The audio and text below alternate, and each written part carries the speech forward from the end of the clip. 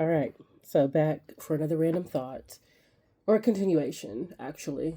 Um, I was thinking about how we really, we really get caught on ourselves. We get hard on ourselves, I should say, um, for not remembering things. Like we just think like our memories should be kept and stored. Like our brains are just a hard drive, and because we get so hard on ourselves as we grow older and we forget things, and sometimes it's short-term memory, sometimes it's things from way back in the past, but our brain isn't a it's not an external hard drive.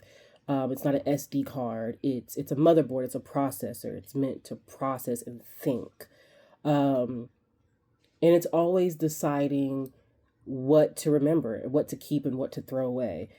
And if we don't give it a reason to hold on to a memory, then it won't. It absolutely won't. Our survival instincts are like, yeah, no.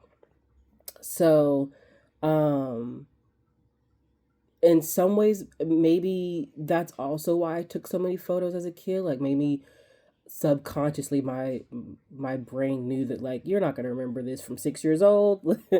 Of course I didn't really understand what was going on, but I still kept the camera around me, especially on trips, really any time that we were out of the house that wasn't for school.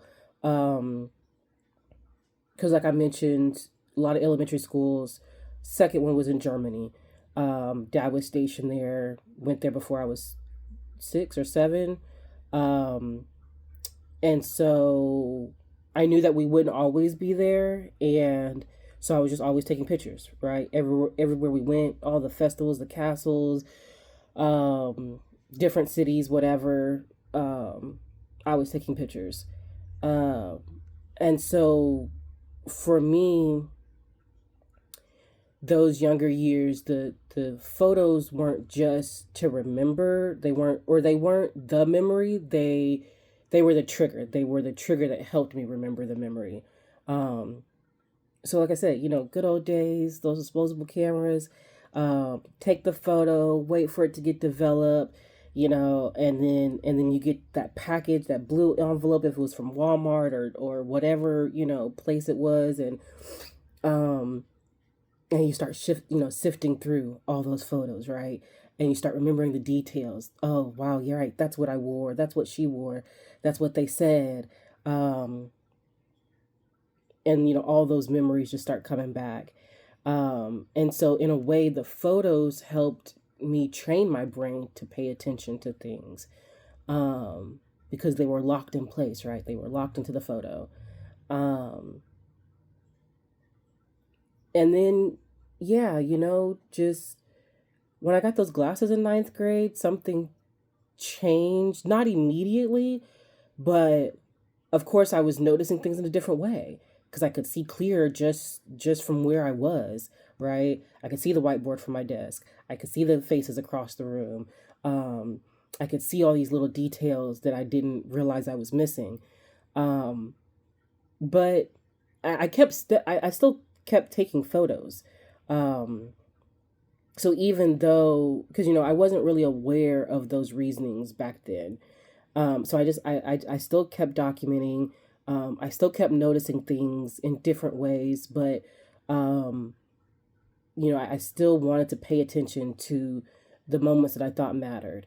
I kind of tried to give myself a reason to also take photos. I was part of like yearbook, committee, club, whatever it's called in school, in different years. Um, and so, yeah, just I wanted to keep documenting, um, and just kind of having that tangible way of noticing and keeping those moments. Um, because I was always seeing patterns, whether I was taking photos or not. I was always seeing patterns and things. Um, and so when you have a reason or don't have a reason, when you're building that kind of skill, it doesn't just go away, you know. Um, and so the memory is like a muscle. Is the more you work it, the more it gets better. Just like you train anything, right? It's the repetition, it's the rituals, it's the tradition. Um, and so for me, that ritual is kind of like taking photos, having a reason, whether it was the trips, the documentation, the yearbooking, um, and for others, for you, it might be something else, right? People journal. Voice memos have become more popular too, with having your smartphone with you all the time. Sketching, right? Doodling. I know a lot of people who would like doodle in their notebooks and notes and stuff in class.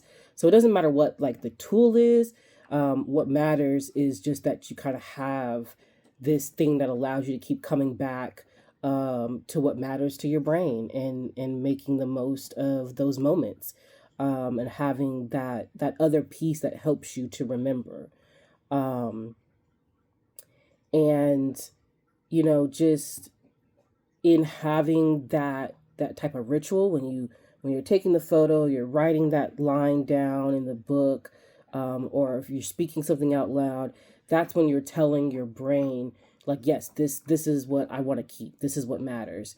And over time, your brain gets better at it. It starts getting better at noticing things and holding on. And then, yeah, it just kind of becomes like instinct. And so, my question of the day, uh, is, just like, what ways do you keep what matters to you? Like, what rituals do you use to remember what matters? Um, how does that work for you? And if you don't have one yet, what do you think it could be?